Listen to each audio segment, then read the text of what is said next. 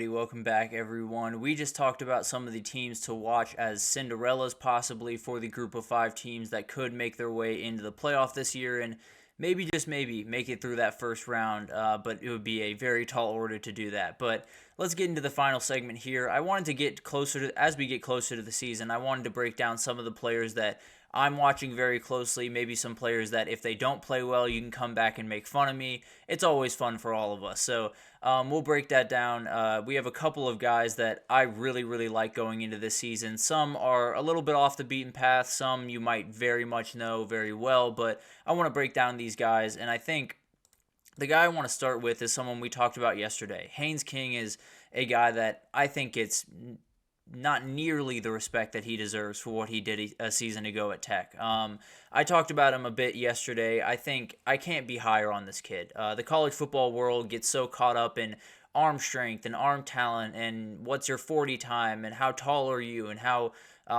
much do you weigh? Are you the prototypical quarterback that they forget it's kind of just about making the plays. It's about putting the ball in your receiver's hands. It's about making sure you don't get yourself into bad situations. And there are very few people in the country that do that better than Haynes King. I think his ability to be kind of a dual threat guy in that offense has really helped them open up a totally different part of this offense that a lot of Tech fans in the past, I'm sure, didn't even think existed, if I'm being totally honest. Bringing in Buster Faulkner is absolutely huge at that offensive coordinator position because it felt like he was made to call plays for Haynes King. Everything just feels very comfortable on both sides, where Buster Faulkner is calling something he's totally confident in.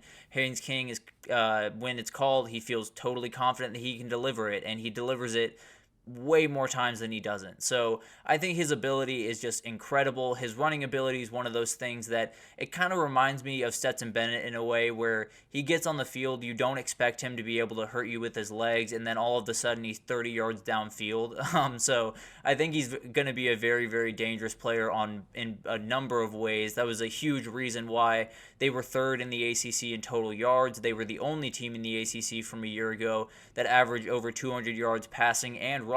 So they can do things a lot of different ways. And this offense is getting rolling, and Haynes King is the reason for it. He's just been absolutely incredible. He's not going to play, in the NBA, or he's definitely not going to play in the NBA. I can say that pretty confidently. But he probably won't play in the NFL. He probably won't be a starting quarterback or do anything incredible at the combine or all of that type of stuff. But he's going to make plays. He's going to win you football games, and he's going to be a really fun guy to watch. So I really like him. I think even if he pulls up his game even a little bit more, I talked about it yesterday. I think Georgia Tech could be a team that has to be worried about in the ACC this year, and this is the guy that really makes me feel as confident in that take as I am. But it definitely will be someone that I feel like at some point this year you'll turn on your TV and see Haynes King just dicing up Miami or dicing up Florida State or dicing up one of these teams and just be a little bit shocked. I'll just put it that way. But let's keep it moving here. And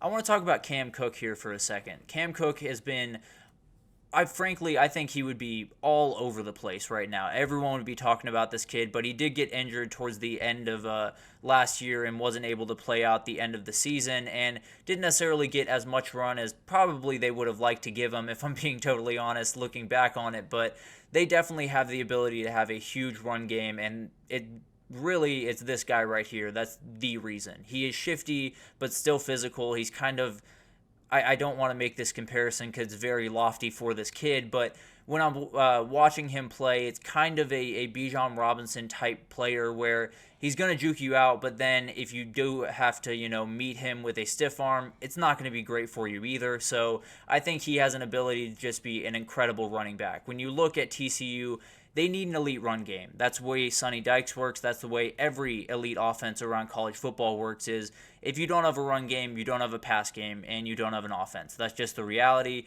In 2022, they had Kendre Miller. They had Mario DiMercado, very, very talented duo in the backfield. Last year, Amani Bailey did an incredible job, but you likely need more than one guy. I think Cam Cook is going to be the guy leading the way. I think Trey Sanders could be a great supplemental piece as well, although he hasn't quite hit the strides that TCU was hoping when he came over from Alabama, I believe. A very talented kid nonetheless, but I think Cam Cook is going to be a huge piece to the puzzle for them. I think he's going to do just incredible things in the run game and in the pass game. I think he has an ability to catch the ball out of the backfield that is going to be really, really utilized. He's a very, very strong, very elusive back that can really just do a lot of different things. So TCU could not be higher on him. I could not be higher on him. One of the guys that I follow very closely in the college football world, Liam Blutman over there at the Unnecessary Roughness podcast, could not be higher on him. So that made me feel a little bit more confident in this take over here. But let's move on and let's talk about Matthew Golden, a very, very interesting player. He was one of the a million wide receiver transfers that came into Texas this offseason. He came in with Isaiah Bond and Silas Golden.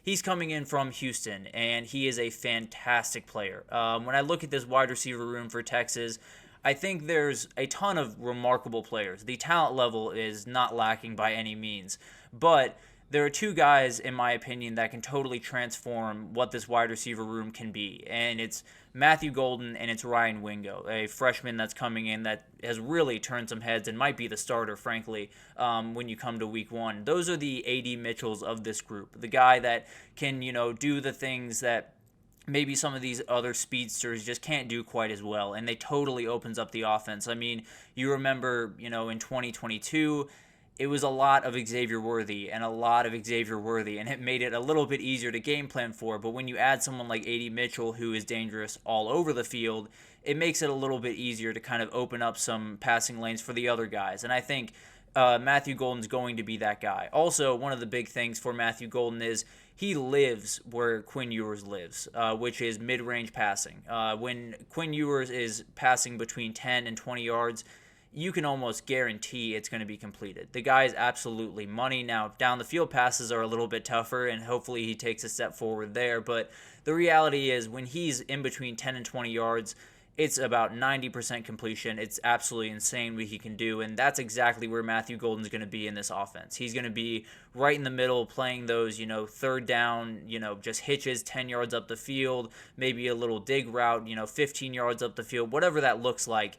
He's going to be that guy. He's going to be that intermediate route guy. So Isaiah Bond, Jonte Cook, Silas Bolden are going to make the big highlight plays. They're going to make the downfield plays, the big catch, the 80-yard touchdown, the screen that goes 75 yards after the catch, whatever that looks like.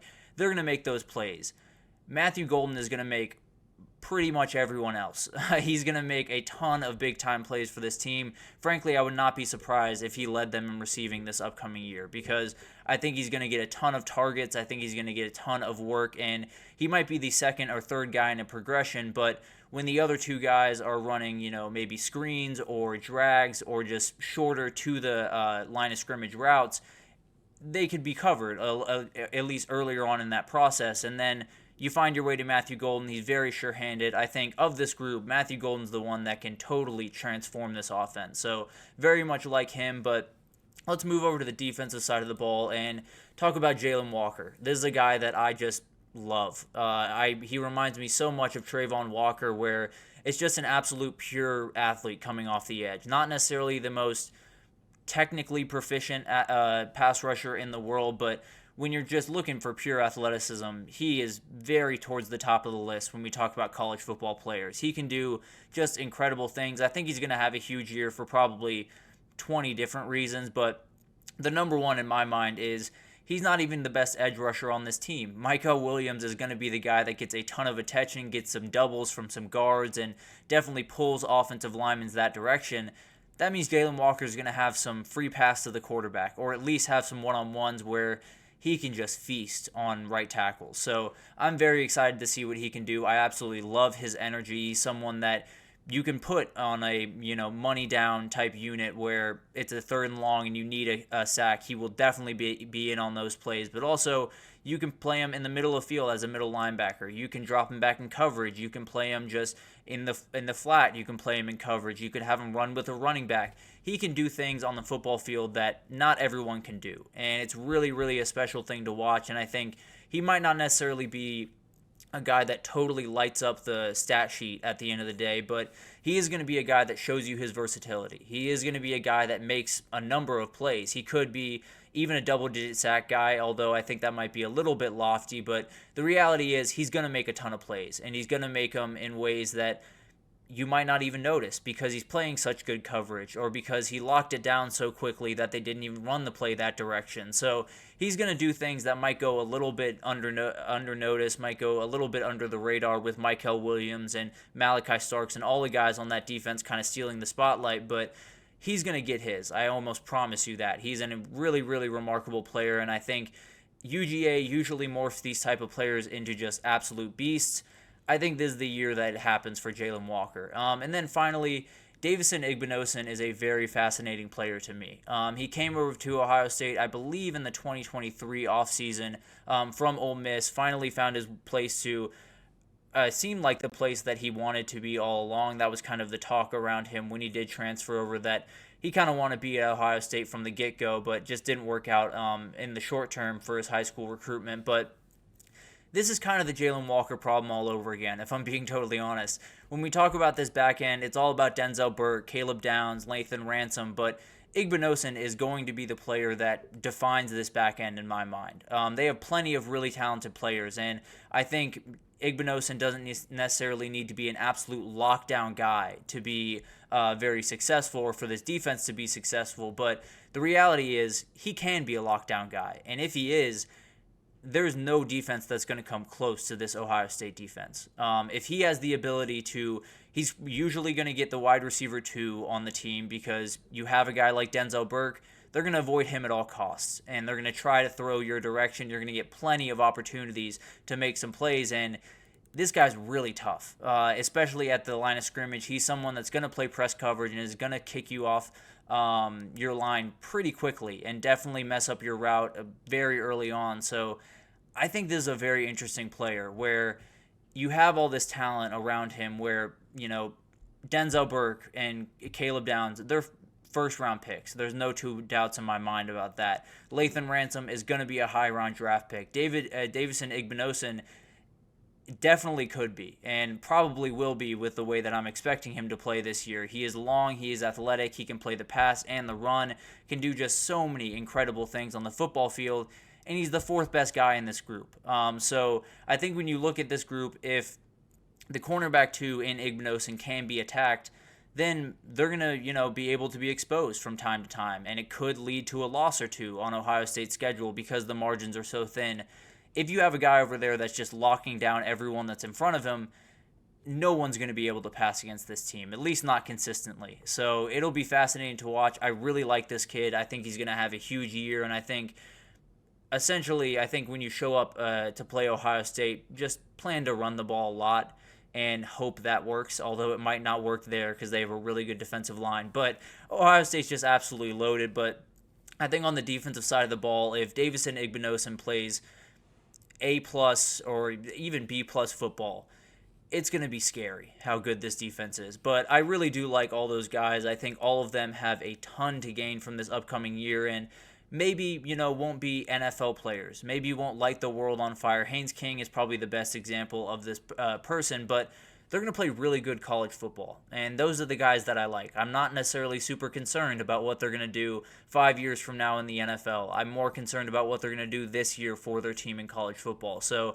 love these guys. I think they're going to be pretty much household names by the end of the year. Cam Cook is the one that I think is just going to explode this year. So very, very excited about all of those guys. We'll probably continue doing this. I think it's kind of a fun way for you guys to get an idea of who the players I'm watching, who are the teams that I'm watching very closely. I've made it very clear that Kentucky is one of my loves going into this season. But other than that, I will definitely continue to revisit this and give you guys an idea of who are the players maybe a little bit off the beaten path that I absolutely love going into this season and really expect to succeed. But that'll do it for this edition of the GSMC College Football Podcast, brought to you by the GSMC Sports Network. Your support means a lot to us, so please remember to subscribe to the show, leave a positive review. It does make a huge difference. Also, follow us on Facebook, Twitter, TikTok, Instagram, all the social pages for all of the content and updates you could possibly need. We have incredible people doing just incredible work across every single sport you could possibly want. So definitely come on over and we have you totally covered. But thank you once again for listening, and I will see you guys on Monday.